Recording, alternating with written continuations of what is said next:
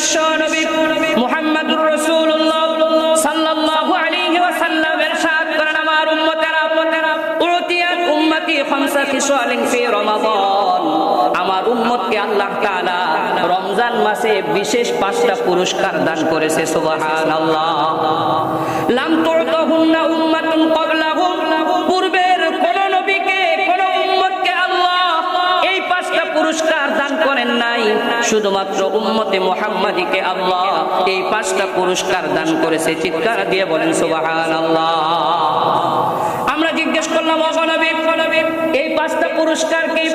আল্লাহর নবী বলেন, 1 নাম্বার পুরস্কার খুলুফু ফামিস সাইম আতিয়াবু ইনদাল্লাহ মিন রিহিল মিসকিন।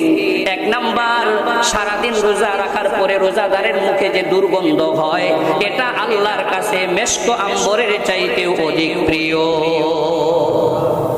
দুনিয়ার মানুষের কাছে এটা দুর্গন্ধ হলেও আল্লাহর কাছে এটা দুর্গন্ধ না।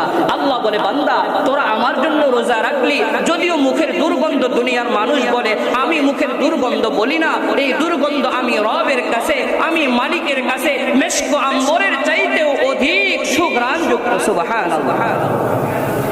2 নাম্বার যে পুরস্কার আল্লাহ তাআলা এই উম্মতের জন্য রাখছেন, আল্লাহর নবী বলেন, তাস্তাগফিরু লাহুমুল মালাইকা হাত্তা ইফতিরু।